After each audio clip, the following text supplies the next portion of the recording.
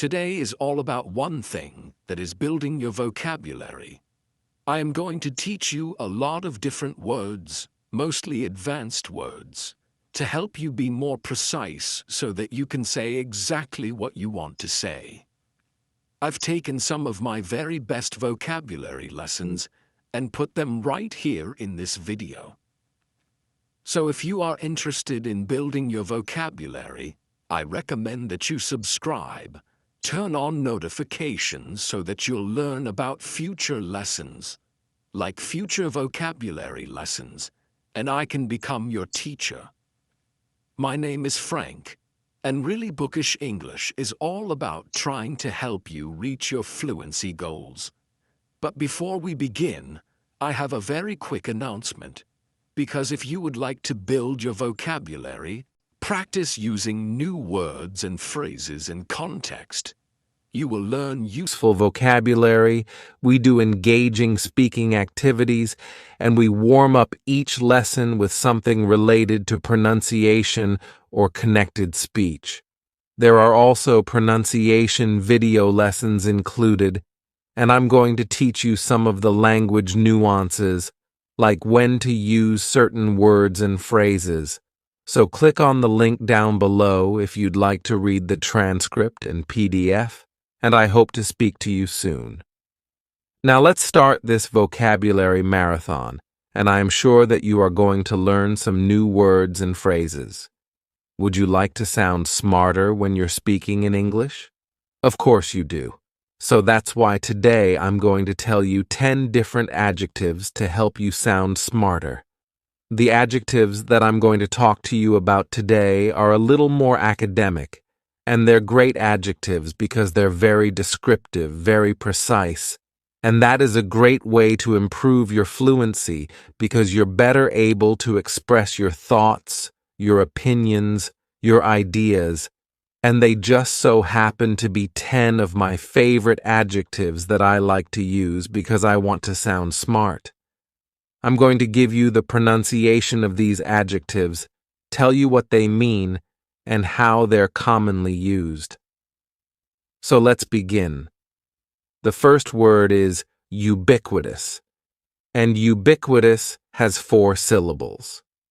That first syllable is just like you're saying the letter U. Ubiquitous, and the stress is going to be on that second syllable. Ubiquitous, ubiquitous.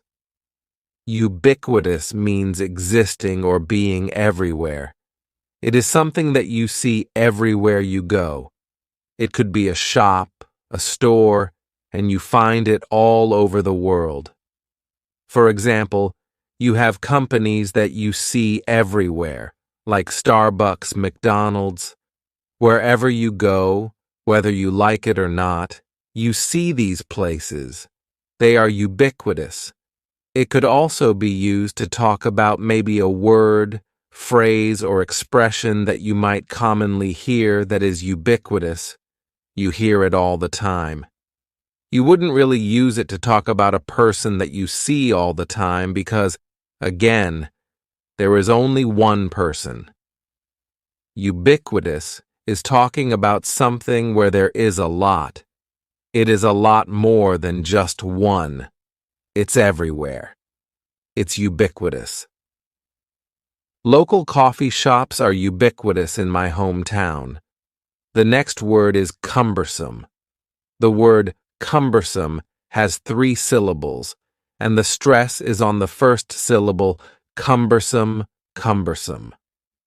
Something that is cumbersome is something that is difficult, something that is burdensome, and usually it's often talking about something that is physical, that is difficult to move or carry, maybe because it has an awkward shape, or maybe it's really heavy and it is cumbersome to move something from one place to another. It's not always used to talk about an object. It can be used to talk about a situation as well, something that is difficult, problematic. We could say that it is cumbersome. It's a cumbersome situation, a cumbersome challenge, a cumbersome life. Moving the furniture outside was really cumbersome. The next adjective, and it's one of my favorites because, well, it kind of describes me, is facetious.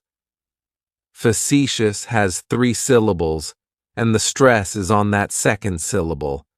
It's like you're just saying the letter C for see. That first syllable has that schwa, that sound. Facetious, facetious.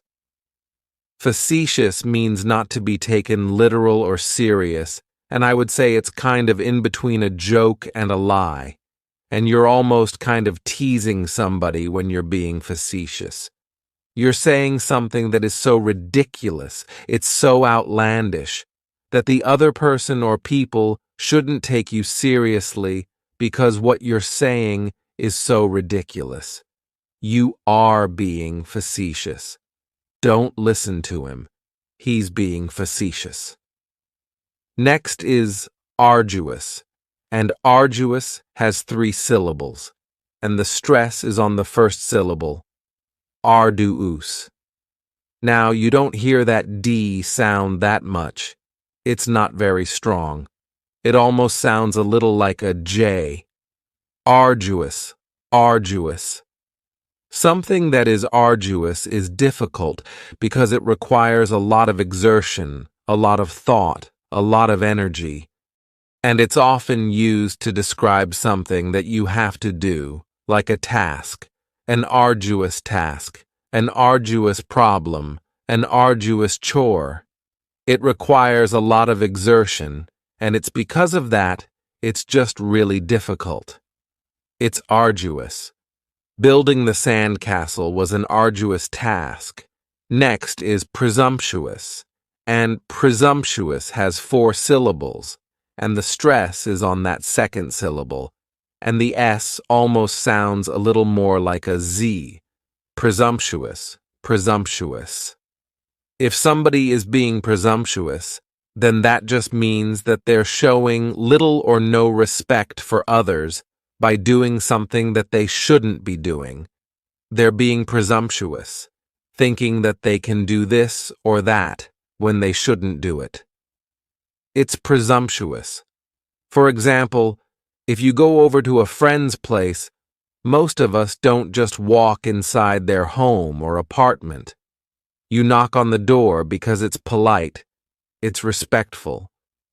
If you just walk inside like you own the place, then you would be presumptuous.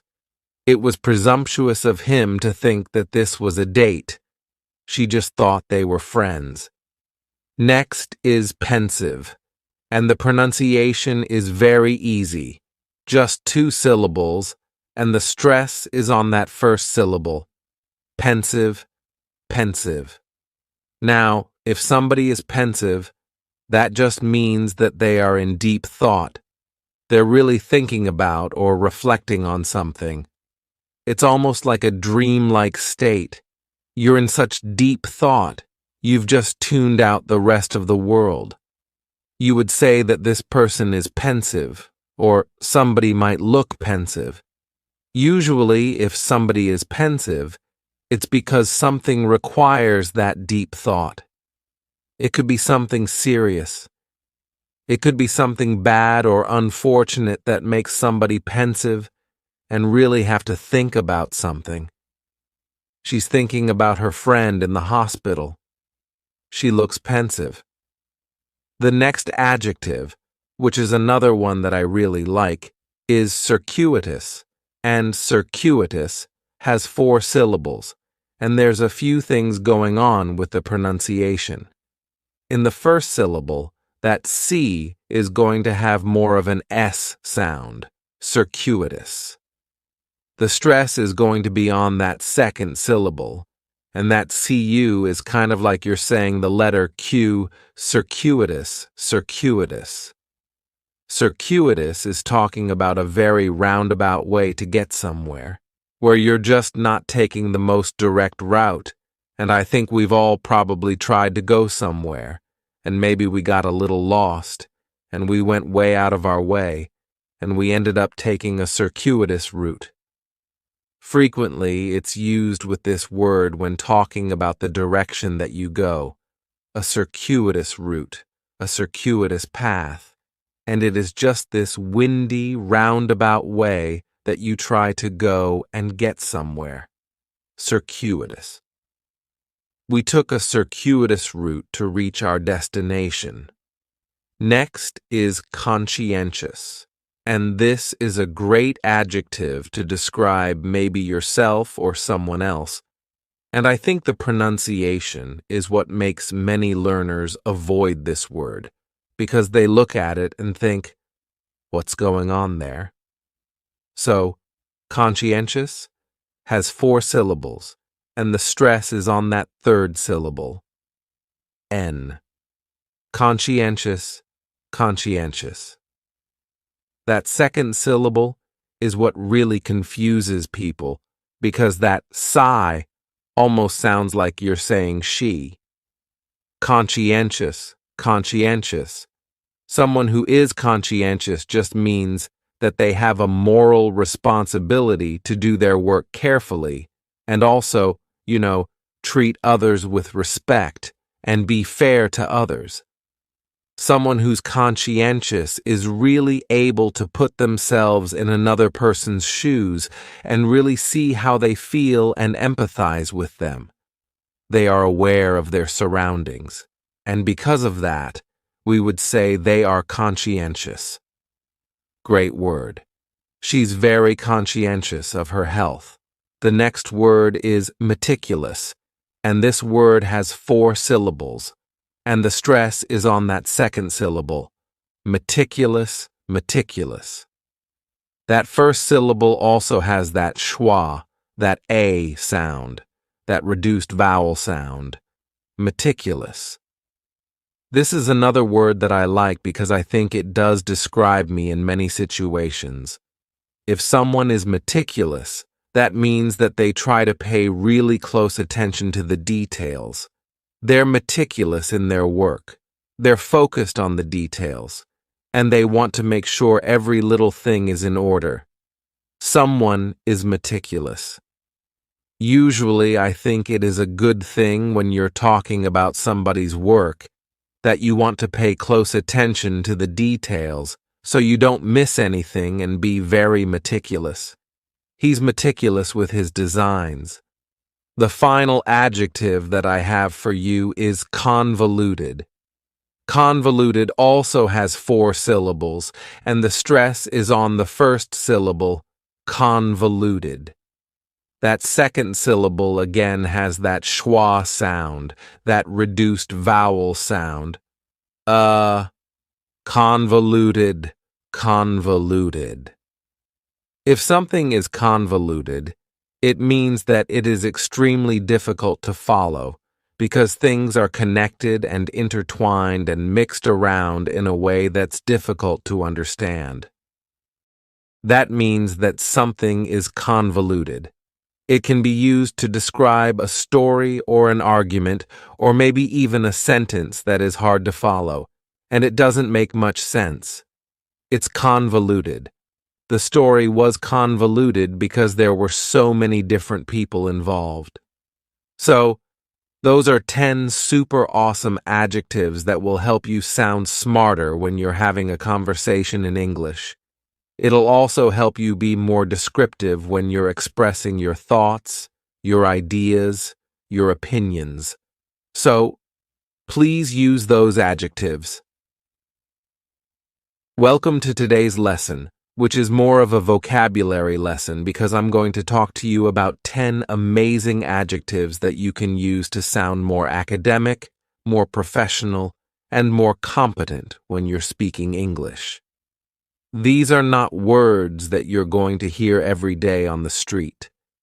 Instead, you're more likely to hear these adjectives in presentations, debates, or in-depth conversations that are a bit more serious because these are words that sound more professional, more convincing, and they give us a bit more authority when we're speaking about a topic.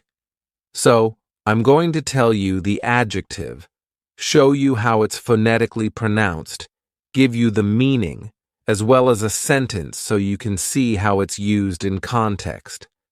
Are you ready? Let's begin. So, the first adjective I have for you is germane. Now, this is 2 syllables, and the stress is on the second syllable, germane. It means that something is relevant, that it is closely related to something else. We could use it in a sentence and say, your statements are not germane to the central argument. The next word, and it's one that I really like, is preposterous. This adjective has 4 syllables, and the stress is on that second syllable, preposterous. Remember that OS has that schwa, that sound. This means that something is contrary to reason. It's just ridiculous. It's absurd. The way it's used is somebody would usually say something and it's ridiculous, it's absurd, and the other person would say, that's preposterous, that's absurd, and that's preposterous. You're not gonna like this video, that's preposterous. Next is a very cool word, perfunctory. Perfunctory has 4 syllables, and the stress is on that second syllable, that funk. Perfunctory. That third syllable has the schwa, and it's going to end with that long E sound. Perfunctory, perfunctory. If something is perfunctory, it means that you're doing something out of routine. You're doing it without even thinking about it. It's habit. It's a ritual. You just do it in haste without giving it much thought, and we would say that it is perfunctory. When she saw us, she gave us a perfunctory smile. The next adjective is truculent, and this word has 3 syllables, and the stress is on that first syllable. Keep in mind that xiu is pronounced like you're saying the letter Q, TRQ Lund. That last syllable has the schwa, truculent. If somebody is being truculent, that means that they're being fierce, a little cruel, kind of very aggressive, aggressively hostile. If someone's being truculent. So it's not a good word. It kind of means that this person is upset with you, maybe because of something you said, and they're just being a bit cruel, they're truculent, they're standoffish. Sometimes when I've had a really bad day and I don't want to talk to people, and I'm just upset, I can be kind of truculent with others. If they're trying to approach me and I don't want to deal with anybody, I can be truculent. A great example would be in politics. People maybe do something wrong and the media wants to talk to them about it, and they're angry. They don't want to speak to the media, and they might be truculent. So we could say politicians are sometimes truculent with the media. Another great word is this one right here, austere. This has 2 syllables, and the stress is on that second syllable with that long E sound, austere. If somebody or something is austere, it means that they're very severe in their manner, they're very strict, or even without excess. Austere. Her austere manner intimidated the students. The next adjective, which is one of my favorites, is capricious. This word has 3 syllables, and the stress is on the second syllable. Keep in mind that the first syllable has that schwa sound. K-precious. Capricious. If someone or something is capricious, then that just means that they are subject to sudden or even unpredictable change. Capricious. You could say a person is capricious. Perhaps the weather is capricious, or maybe even your plans are capricious. They're subject to change. I could use it in an example sentence and say, I can never get her to commit to a time because she's so capricious. Next is the word defamatory, and this word has 5 syllables, and the stress is on that second syllable. Defamatory. It's not a good adjective, because if something is defamatory, we're talking about false or unjustified harm caused to one's reputation. We could use it in an example sentence and say, "The president's defamatory remarks startled everyone." The next word, which is another one of my favorite adjectives, is esoteric. This word has 4 syllables, and the stress is on that third syllable, esoteric. When we describe something as esoteric, we're talking about something that's really understood by a small group of people because they have knowledge or interest in that thing. Usually, it's somebody that has direct experience with it, so we say that it is esoteric. For example, somebody could have esoteric knowledge about something. Maybe they have an esoteric experience because there's just a few people that really understand and know what it's like. I spent 6 months in the woods hiking the Appalachian Trail. It was an esoteric experience. Another great adjective is nascent, and this word has 2 syllables, and the stress is on that first syllable. It has the long A sound, nascent. That second syllable has that schwa, nascent. If something is nascent, then that just means it's beginning to exist or beginning to develop. It's at the early stages. It is nascent. We can use it in a sentence and say, "The project is at a nascent stage of development." Another very cool adjective is quintessential, and this word has 4 syllables, and the stress is on the third syllable, quintessential. When we say that something is quintessential, it means that it is representing just the most perfect example. It's quintessential. Now, let me give you the quintessential example sentence. Bookish English is the quintessential channel to learn, practice, and improve your English skills. If you agree with that last sentence, please, please, please show us some love and hit that like button down below. Welcome to today's lesson. It is a super awesome, amazing vocabulary lesson because I'm going to teach you 10 different verbs to help you sound smarter. I say that they help you sound smarter because these are more advanced verbs. These are advanced vocabulary words that are very specific, very precise, that you can use in certain situations so that you can perfectly express your ideas, thoughts, and opinions and say exactly what you want to say. These verbs are going to help you do just that. Now, I'm not only going to tell you the verb and the meaning, but I'm also going to give you the pronunciation as well as an example sentence so that you can see how these words are used in context. That's very important. So without further ado, let's begin. The first word is to admonish, and admonish has 3 syllables, and the stress is on that second syllable, mon. Admonish, and this is a verb that we use with a direct object, to admonish someone, usually for doing something wrong, because what it means is to counsel or advise against something. It's kind of like you're scolding somebody in a way, but not because you are super angry and they did something really terrible, but they just did something wrong and it's not correct. Maybe it was a little rude, just interrupted me again while I was admonishing you for interrupting me.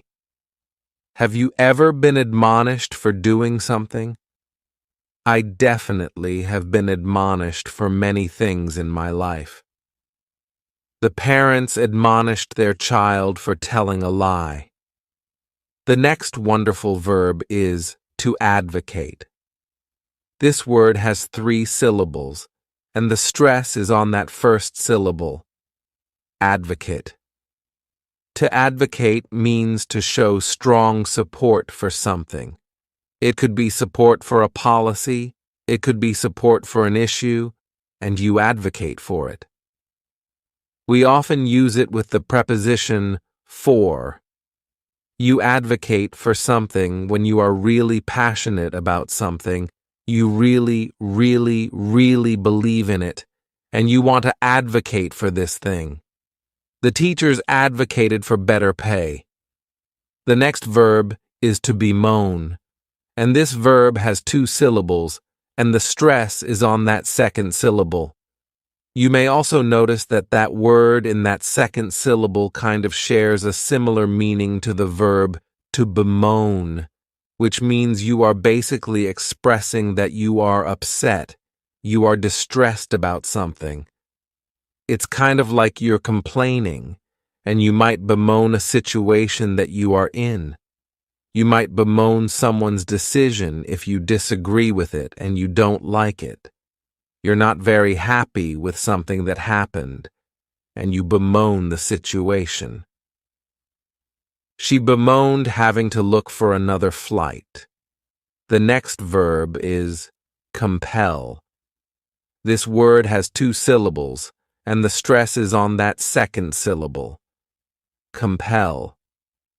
What it means is to force or drive or maybe even encourage somebody to do something, some course of action, to do something that you want them to do. You really want to convince them to do something. Sometimes it can be done by force. You compel someone to do something because maybe you're threatening them in some way, shape, or form, and you are compelling them to do what you want them to do. The power of Chrysler compels you. But you're really just trying to get somebody to do this thing, to compel someone to do something. The police compelled him to tell the truth. The next verb is a good one. Embezzle. To embezzle, this verb has 3 syllables, and the stress is on that second syllable. Embezzle. What it means is to take money or maybe even property, but most of the time we're talking about money, and to do it in a fraudulent way. People are creating some false records, some false receipts, and they are taking that extra money and stealing it, and they are embezzling the money. You can embezzle money from a company. You can embezzle money from a bank. Lloyd Gross is a fictional salesman we invented to, how do I put this, steal from the company, embezzle, to commit fraud. I just got fired from Sweden's because you were embezzling. Now if you do this, it's a crime. So it is not a good verb. It's not a verb that you want to be associated with. The accountant embezzled millions of dollars from the company. The next verb is extol. To extol, this word has 2 syllables, and the stress is on that second syllable. Extol. What it means is to praise highly, to give a lot of high praise to someone or to something. Oftentimes you might extol someone during a eulogy if there is a funeral and a person is giving a eulogy and talking about the person that has passed away. You want to talk about all the good things that this person did. You want to give them a lot of praise, and you would extol this person. You can also use it talking about places or things if you really just want to speak highly of it. Extol. She extolled the beauty of modern art. Next is the verb impugn. To impugn, this word has 2 syllables, and the stress is on that second syllable. What it means is to claim that something is false, to say that, to challenge it, and say that it's not true, and kind of cast doubt upon this situation or even this person. So, because of a few bad apples, and impugn an entire continent. I'm impugning a continent. A lot of times you might hear it with the word character, to impugn someone's character, basically saying that this person should not be believed, that they say things that are false, they're dishonest, and you're trying to cast doubt over the things that this person is talking about when you impugn someone's character. Mr. Chairman, if she's going to impugn his character while he's speaking, it's not a good verb. It's not something that we should try to do, but this is a situation that happens, and it's a great way to describe it, to impugn someone or something. They tried to impugn her character with false accusations. Another great verb, which is one of my favorites, is obfuscate. This verb has 3 syllables, and the stress is on that first syllable. Obfuscate. What it means to obfuscate something is to confuse or bewilder, and just try to create a confusing situation so that it's really difficult to understand. You might hear it being used. They want to obfuscate a situation. They want to obfuscate an issue. They want to obfuscate a policy. It happens a lot, I think, in politics when you're trying to get people to believe one thing or another thing, and some people try to obfuscate certain issues. The oil companies tried to obfuscate the benefits of wind energy. The next verb is placate. This word has 2 syllables, and the stress is on that first syllable. Placate. What it means is to appease by giving something up. You're giving up some concession in order to try and get something that you want, to placate someone. For example, if somebody is upset with you, you did something wrong. You will do something for this person. You'll give something up. You are trying to placate them in order for this person to forgive you, to be okay with it, and just to move on, to placate someone. Nothing she could say or do would placate him. Another great verb is repudiate. This verb has 4 syllables, and the stress is on that second syllable, repudiate. This means to reject something, to reject it with disapproval because there's no authority in this thing that people are trying to say or do, to repudiate someone, or you could repudiate something. For example, at work, if you are the manager and you have employees and they make a request, you could reject it and say no. I don't like it. This is a terrible idea.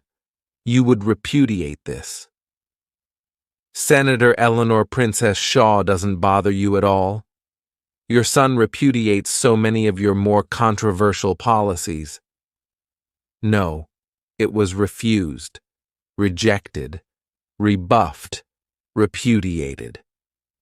It's kind of a confrontational word because if you repudiate something, then you're really letting the other person know that you're a bit unhappy, that you don't like this, and you are rejecting it. You repudiate it. The professor repudiated the student's request to postpone the exam. So, right now, I would like to advocate for you to write us a comment and let us know an English word that you have recently learned. It can be any word, a noun, an adjective, a verb. Just let us know. We love hearing from you in the comments. If you don't write us a comment, I'm not going to bemoan the situation. I'm not even going to admonish you, but we would really appreciate it. And if you do, I will placate you by coming out with another lesson next week. If you would like to sound smarter and be smarter, then this lesson is for you, because I'm going to tell you 10 nouns to help you do just that. Many of you out there have said you would like to learn more advanced vocabulary words, and that's what these 10 nouns are. They're not only going to help you sound smarter, but they're going to help you more accurately express your thoughts, opinions, and ideas. They also happen to be 10 of my favorite nouns. So, as I go over these nouns, I am going to give you the pronunciation, tell you the meaning, as well as talk to you about how they're used in context. So, let's just get this show on the road. The first noun is this one right here. Quid pro quo. It is 3 words. Each word is only 1 syllable. And if you're saying it together, the stress is kind of on that first word and that last word, quid pro quo. What this means is it is something that is given or even taken in return for something else. So it's kind of like you're doing a favor for someone in exchange for something else, and that would be considered quid pro quo. Often we hear this when talking about politics. Somebody gives a politician money, and then that politician does something in return for them, and they would refer to it as quid pro quo. Quid pro quo, Mr. Powers. I need some quid pro quo from you. Or maybe you're negotiating with somebody, and you're like, I'm going to need a little quid pro quo if I do whatever favor it is for you. If you want us to donate to your campaign, we'll need some quid pro quo.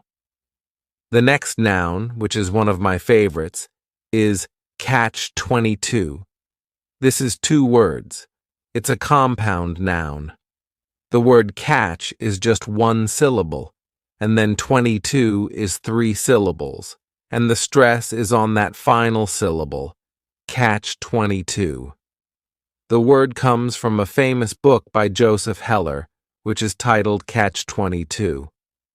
The meaning of a catch-22, see if you can follow me, is it is a problem that cannot be solved because the solution to the problem is inherent in the problem itself. Now you may be thinking, what the heck are you talking about? It's often referred to situations where, again, you can't solve the problem because the solution is within the problem itself, and it's just like this circular loop. So, this is a great noun to describe this type of situation, and again, it's just like a standalone statement. When you are tough, they resent you, and when you are cool, they walk all over you. Catch-22. There's no unspoken thing. Well, it's a catch-22 because if you said it, then it would be spoken. Part of their parole is that they're required to have a job. It's a catch-22 of us. Not that many people are that excited to hire a felon. We don't really use this noun with any adjectives. It's just really that standalone statement, and you would describe something and say, it's a catch-22. Next is epitome, and this noun has 4 syllables, and the stress is on that second syllable, epitome. This is a word that when you see it, many times people may mispronounce it because the 3rd syllable has that schwa, and the last syllable is that long epit-o-me. What it means is a person or thing that is typical of a class or group as a whole, something that possesses to the highest degree what this whole group is all about. Therefore, we say that something is the epitome of something else, kind of giving an example, saying that this thing best represents this whole group. It's the epitome of something. Bookish English is the epitome of English teaching excellence. And if you agree with that statement, then go ahead and hit that like button down below. It's kind of like a quid pro quo. I teach you new nouns. You hit that like button. It's a fair exchange. Another great noun is dichotomy. This word has 4 syllables, and the stress is on that second syllable, dichotomy. That third syllable has that schwa, that sound, di-chot-o-my. What it means is the division or contrast between two things that are represented as being opposed or entirely different. So, let me give you a couple of examples of a dichotomy. You could have science and religion, two things that you can compare, and they're kind of opposed to each other in some ways. Also, city life and country life, completely different, but we can still compare them. When using this noun, you say the two things that you're comparing. Dichotomy of good and evil. From the entire dichotomy of jock artists. Often we use it with the preposition between. You talk about the dichotomy between two things. For example, we could say, we're studying the dichotomy between economic development and environmental protection. The next noun is myriad. This word has 3 syllables, and the stress is on that first syllable. Mere sounds like mere, myriad. A myriad is a very great or indefinitely great number of things. Often it can be used as a synonym for various. You talk about a myriad of something. There's a lot of variety. There's a great number of these things. There's a myriad. There is a myriad of trees in the forest. The next noun is credence. This word has 2 syllables, and the stress is on that first syllable. Credence.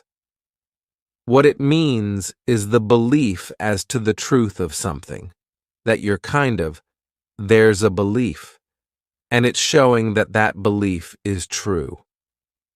I never gave these stories much credence. He's a criminal and a terrorist.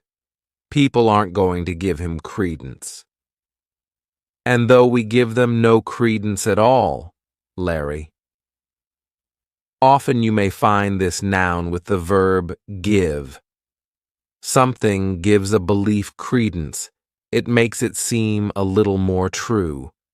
For example, the email they discovered gave credence to his unethical behavior. Next is malaise. This word has 2 syllables, and the stress is on that second syllable. Malaise. This is not a great noun. The reason I say this is because its meaning is a vague feeling of physical discomfort or uneasiness as an early sign of an illness. So, if somebody is just starting to feel ill, then it's very possible that they might experience malaise. I experienced bad headaches and malaise before deciding to go to the doctor. The next noun is sycophant, and this noun has 3 syllables, and the stress is on that first syllable. The spelling may throw people off to the pronunciation, but that sic is just pronounced sick, sycophant. The meaning of a sycophant is a person that tries to gain attention by flattering wealthy or influential people. So, this is not a good noun. You don't want somebody to call you a sycophant because it basically means you're sucking up to somebody else for no real reason. It's pathetic. Yeah, it's not good. Some sycophants in the media refuse to acknowledge the political corruption. Another great noun, which is another one of my favorites, is a dilettante, and this word has 3 syllables, and there's kind of like a stress on that first and last syllable. Dilettante. The reason I say it's one of my favorites is because I guess I could be considered a dilettante. Many of us can be considered dilettantes because its meaning is a person that cultivates an interest in something without really learning in-depth information. I think this just happens with people all the time. We become interested in a topic, and we learn a little bit about it so that we can converse with our friends and have discussions, but we have difficulty really debating this topic with facts and information because we just don't know enough.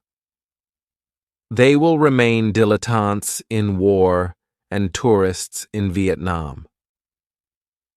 What's your point? Your knowledge is a mile wide and an inch deep. Do you know what that makes you? A dilettante? But if somebody calls you a dilettante, then it's probably not in a good sense because they're probably referring to you, saying that, well, you're a person that you think you know a lot, but you really don't. You want to think she knows a lot about health and nutrition, but she's really a dilettante. The next noun is zenith. It has 2 syllables, and the stress is on the first syllable, zenith. When talking about the zenith, you're talking about the top, the peak, the highest point or state of something or someone's condition. So, if you are at the top, the highest point, then you are at the zenith. It basically implies that you're not going to go any higher. So it's like saying you've reached the top. You're not going to go any higher, and things are just going to start going downhill from here. His athletic career has reached its zenith.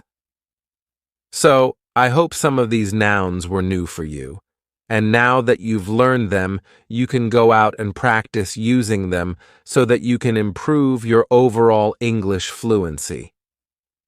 Today, I have a vocabulary lesson for you, and these words are all adverbs. They are advanced adverbs, and every single one of them ends in lie. And these are great adverbs to know, because they're really going to help you accurately express your thoughts, opinions, and ideas. Throughout the lesson, I'm going to do a few things for you. I am going to show you the adverb. I will then tell you the correct pronunciation, I'll give you the meaning, and then I will also give you some example sentences so that you can see how the adverb is used in context. That is really useful because it's just going to reinforce the meaning. So, let's begin. The first adverb is annually. This word has 4 syllables, and the stress is on that first syllable. The second syllable, it's like you're just saying that letter U, and the third syllable has that schwa, annually. Annually. This adverb means that something is occurring once a year. Something happens once every year. It happens annually. The U.S. Marshals Service annually flies 155,000 prisoners around the country. Evidence suggests it sheds its skin annually. Extended annually, 12 million a year. It's also quite commonly used with numbers. For example, when you're talking about banking, and maybe you earn interest on the money that's in the bank, you will earn interest annually. We could also use it and say, everyone should file their taxes annually. The next word is reluctantly. This word has 4 syllables, and the stress is on that second syllable. That third syllable also has that schwa. Reluctantly. Reluctantly. What it means is that just unwillingness to do something, that you are not inclined to do this thing, reluctantly. I am asking for your help, but all he gives his loser son is grief and a place to live. Reluctantly, he gives that reluctantly. Each year, we have to pay our taxes annually, But I think most of us reluctantly file our taxes. It's not something we want to do, but we have to do it, and many of us do it reluctantly. The employees reluctantly came into work over the weekend. Then we have unabashedly. This adverb has 5 syllables, and the stress is on that third syllable, that bash, unabashedly. That second syllable has that schwa, that sound, unabashedly. What it means is just that you are not apologetic. You are not embarrassed. You are very certain about your position. You do something unabashedly, or maybe you say something unabashedly. She unabashedly told her boss that she wanted a raise. Then we have an adverb that I like to use, and that is vaguely. It has 2 syllables, and the stress is on that first syllable. Vaguely. Vaguely means that something is not clearly expressed, or something is not clearly stated. Does smell vaguely poisonous. You are exposing me to information and ideas that seem vaguely familiar. If I were to reach our rendezvous on Titan with the time stone still attached to your vaguely irritating person, Kramer, remember that whole deal with you selling Peter and your stories for his book, and then he gave them back to you, vaguely. We often use it with the word remember. I vaguely remember. What do I vaguely remember? I vaguely remembered the example. I vaguely remember you telling me to pick this up at the grocery store. The next adverb is one of my favorites, fervently. It has 3 syllables, and the stress is on that first syllable, fervently. What it means is that you are just showing great enthusiasm, great intensity to do something. For example, right now I'm fervently trying to explain the meaning of these new adverbs. They fervently worked around the clock in order to finish the project on time.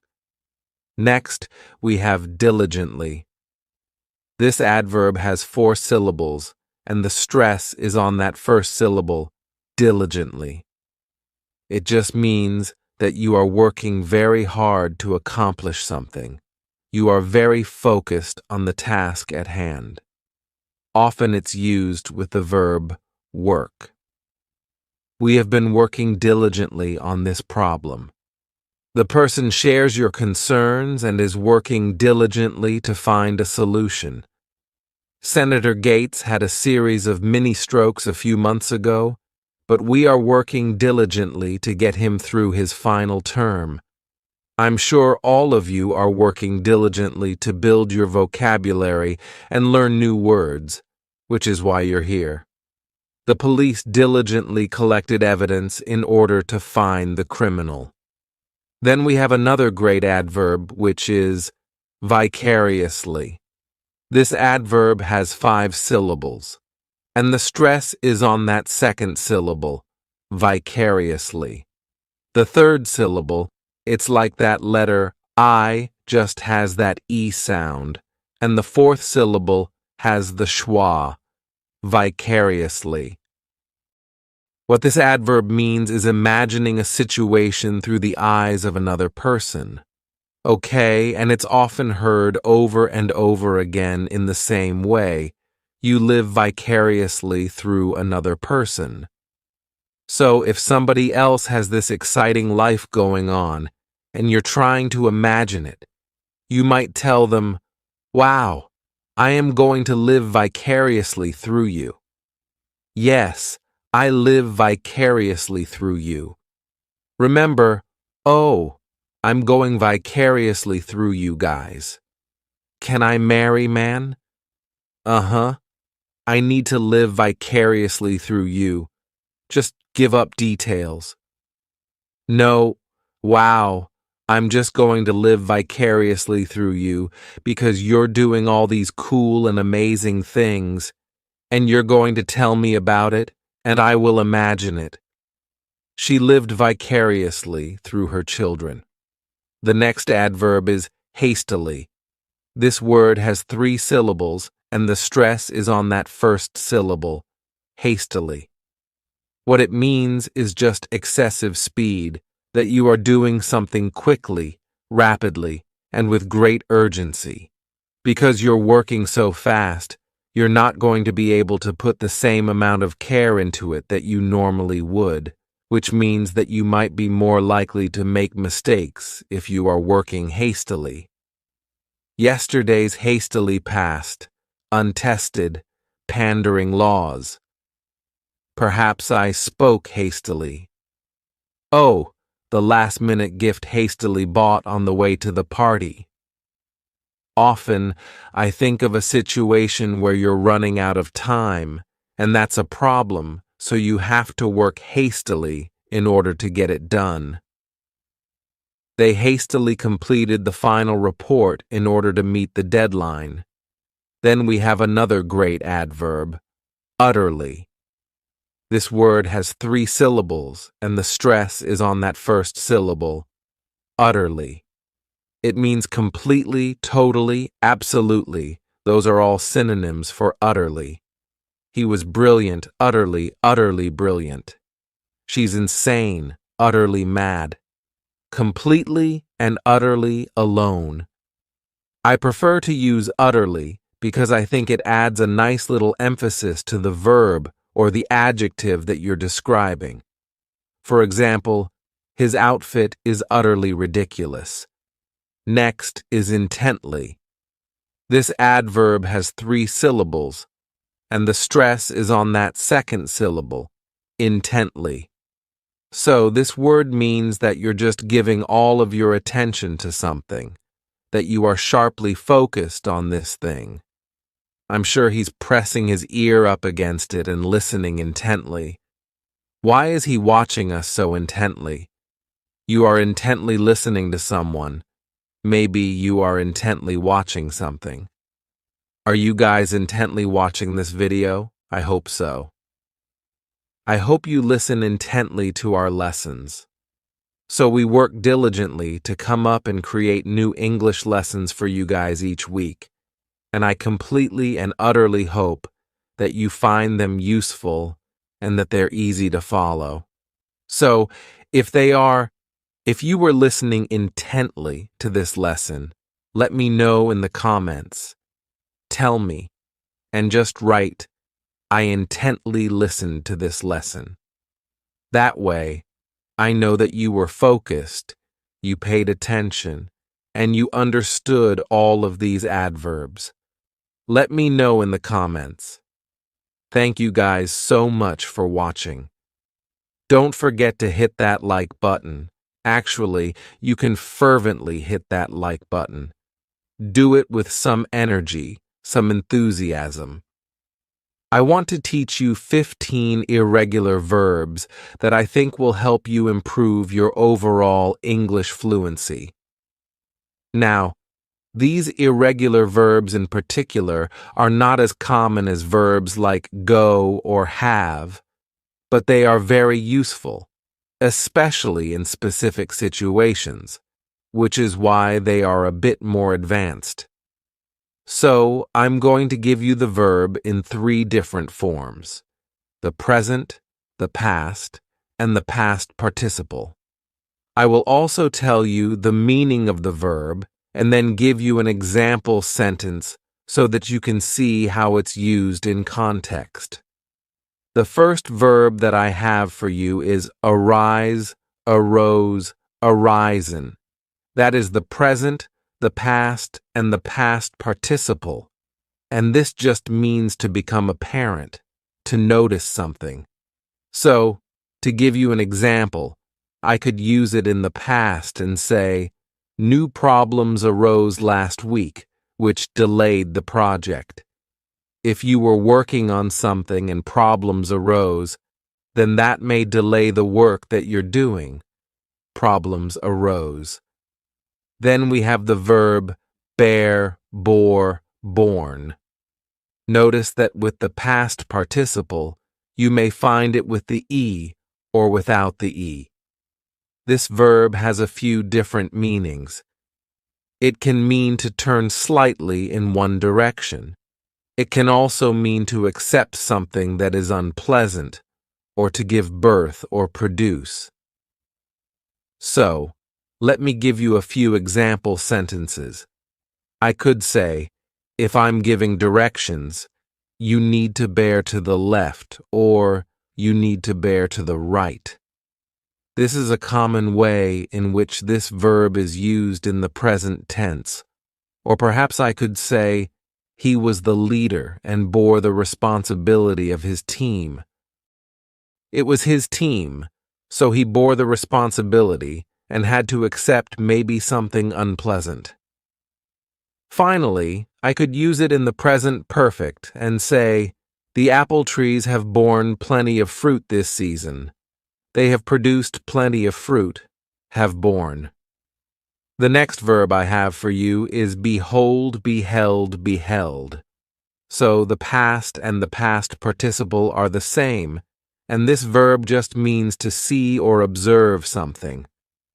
Often, I think you may hear it being used in the context of showing somebody something that you want them to see, and you'd say, behold, behold my water bottle.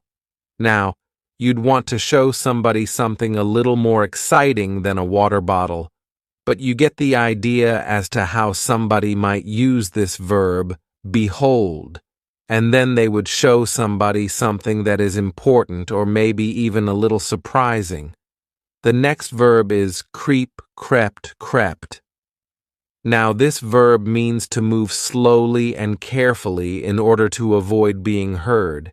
You don't want anybody to notice you. You don't want anybody to hear you, so you might creep through a room.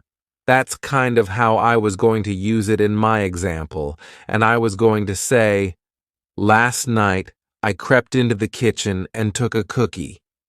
And that's actually a true story. Yes, last night I did. I crept into the kitchen, and the reason that I crept into the kitchen is that, well, I felt a little guilty. So I just didn't want anybody to hear me, and I crept into the kitchen. Notice how many times I say these verbs. I do that for a reason, so you will hear it again and again and again, because this works. This will help you remember. Then we have deal, dealt, dealt. This verb has a couple of different meanings. It can mean to distribute cards, or that you have some kind of business in commercial trading and you are buying and selling things. I think most often you would use it in the context of a card game and playing cards, and somebody would deal the cards. So I can give you an example sentence in which you could actually use all three forms of this verb. I could say, she deals the cards in the present tense, or in the past. She dealt the cards. Or if I want to use the past participle, I could give you a sentence in the present perfect. She has dealt the cards. Then we have forsake, forsook, forsaken. This verb means to abandon or to give up. For example, I think of usually some kind of promise or commitment that was abandoned. People take vows, so somebody could say, he has forsaken his vows. He has abandoned his commitment, his promises. He has forsaken his vows. Now, the next two verbs cause a lot of confusion, and I hope to clear up some of that confusion right now. So let's just start with lie, lay, lain. This verb means to assume a resting position or to be kept in a specific state. That's where you are. So let me give you an example. I will use it in the past, and I'd say, well, I didn't feel well. I lay in bed all day. This happened in the past. I assumed that resting position in my bed, and I lay in bed. Don't confuse this with the other meaning of the verb, which is to say something that's not true, that is actually a regular verb and ends in ed. But still, this irregular verb, lie, lay, lain, is confused with another irregular verb, which is lay, laid, laid. This verb means to put something down or to prepare something. Lay, laid, laid. So, let me give you an example, and we'll start with putting something down. Again, I can use one sentence and use all three forms. For example, I could say, we lay the baby on the bed in the present tense, or in the past, we laid the baby on the bed, or using the past participle, we have laid the baby on the bed. We have put the baby down. Then, to give you an example with its other meaning, to prepare something, I think you may hear somebody say, we've already laid the groundwork for this project. Laid the groundwork. They have prepared for the start of this project. So, please don't confuse these verbs. Lie, which is to assume a resting position, lie in bed, or lay, which is to put something down. I'm gonna lay my head down on the pillow. Then we have mean, meant, meant, and this I think is actually a very common verb, but the meaning can be a little challenging. What this verb means is to intend, to refer to something. Often I think it's used when we're talking about questions. Well, what does this mean? I might ask students, well, what does this word mean?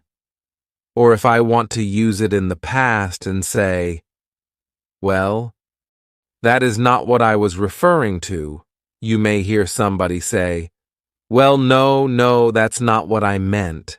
That's not what I meant. I didn't want to refer to this thing. That's not what I meant. Then we have the verb overtake, overtook, overtaken. And this verb means to come from behind and move in front of. Often, I think you would hear this verb used in the context of driving because cars pass each other all the time, and you might want to overtake a car that is in front of you. I can give you an example and say, well, we overtook the bus because it was driving so slow. So we came from behind and went in front of the bus. We overtook the bus. Then we have the verb rise, rose, risen. This verb has a couple of different meanings. The first one is to move from a lower position to a higher position, and the next meaning is just to get up. So, let's start with the first meaning. And I'll give you an example. I could give you a simple sentence and use all three forms. I could say, well, the sun rises, or in the past, the sun rose, or using the past participle, the sun has risen. If I want to say, get up, I often think of the expression, rise and shine, and somebody would say, this just telling somebody else to get up. It's time to start your day. Rise and shine. Next is the verb swear, swore, sworn. And this verb means that you are making a promise to do something. Swear, swore, sworn. Let me give you another example in which you could use all three forms in this one sentence. I could say, he swears to tell the truth. Or in the past, he swore to tell the truth. Or he has sworn to tell the truth. Often, I think it's used in that context of you're making a promise in which you are going to tell the truth. I think it's also used as a question, and somebody would just ask, do you swear? Do you promise? Or they might say, Do you swear on something that is important? Which in that case, it's kind of an expression which means, well, you really have to be serious about this promise, to swear on something. Then we have shake, shook, shaken. And this verb means to move something up and down or from side to side, or even to tremble. I could use it and give you an example and just say, you know, when we met, we shook hands. I often think of this verb being used, talking about introductions and people shaking hands. To give you an example about trembling, I think, well, in that case, I think somebody is very cold. And not only that, but I think it would often be used in the continuous tense. So I could say, well, you know, last night was very cold, and I was shaking. I was shaking as I lay in bed. Next is weep, wept, wept. And this verb means just, well, to cry or to shed tears. Often, I think it would be used in a context that is a little more serious, a little more severe, in which you would say that you wept. You were crying a lot. For example, I could say that after the breakup, he wept for days. He was so sad, he wept for days. Then we have withdraw, withdrew, withdrawn, and this verb means to remove something or to take something back. When I think of this verb, I think it's often used in the context of money, and you could say, well, she has withdrawn all her money from the bank account. She has removed it from her account. Or maybe you want to apply for a job, and then you decide that you don't want it. And I can give you an example and use all three forms. I withdraw my name from consideration, or I withdrew my name from consideration, or I have withdrawn my name from consideration.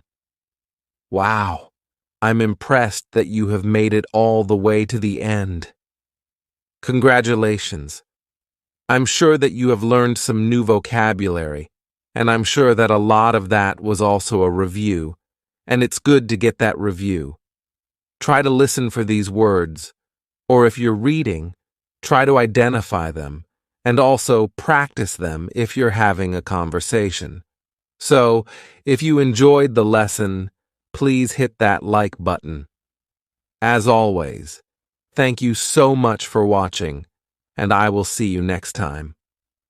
So long.